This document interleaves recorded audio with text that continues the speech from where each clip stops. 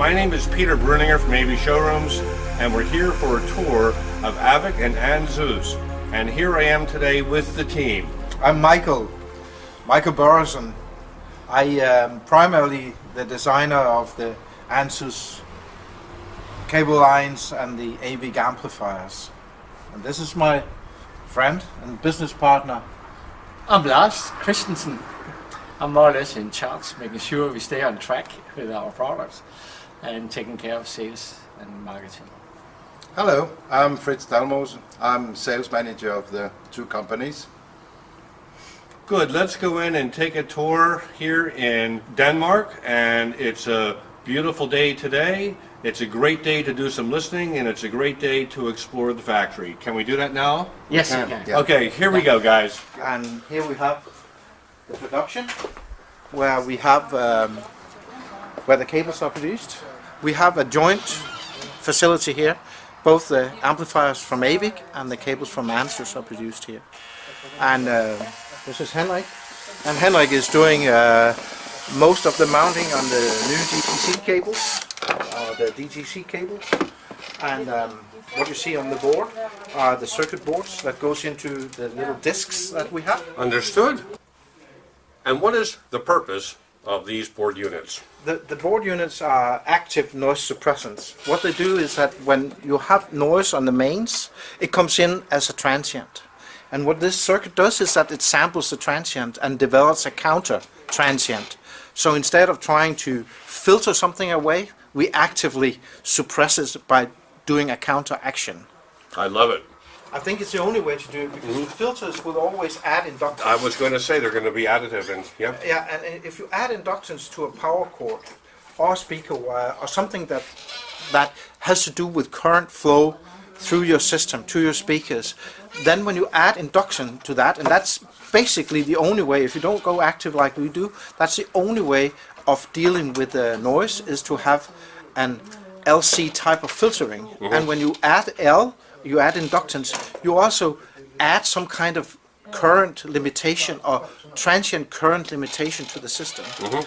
And that is by all means the worst you can do to a system. And that's why most mains filters, they simply compress the dynamic range you can get through your system. It's sort of limited, and you get a flatter sound stage, you get a flatter presentation.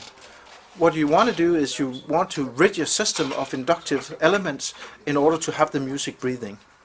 That makes total sense to me. And here's where it's all done, right here. And we have the part here we're assembling here. These are part of the sensing of the transients. When you have inductance made in a coil, mm-hmm. What you see is that when you put a transient through that, you will get a voltage difference. Mm-hmm. And that voltage difference is actually how we sample the noise. This shelf here contains some of the raw materials that we use inside the cables.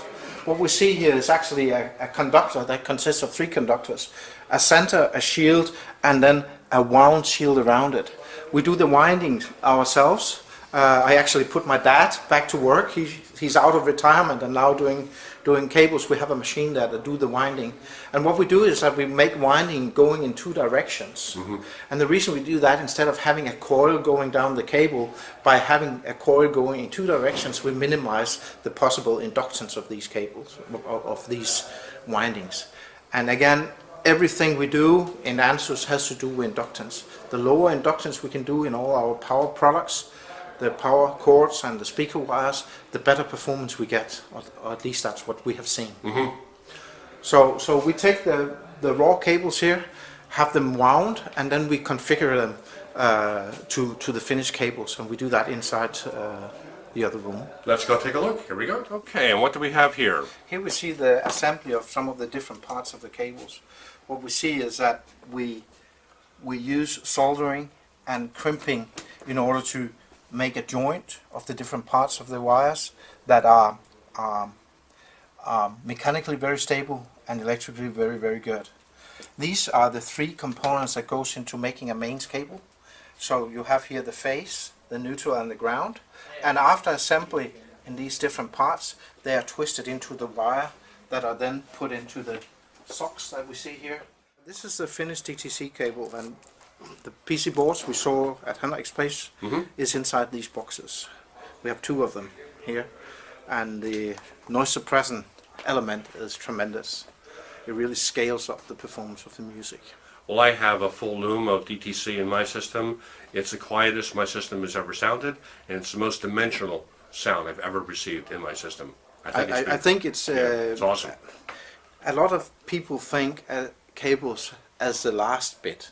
First we get a good amp, then we get a good speaker, but it doesn't make sense to build a system like that. Actually, you need to build a system from the foundation up. So no system can perform better than how the foundation is created, and that's electrical foundation, that's the grounding, and that's also how mechanically the system is set up.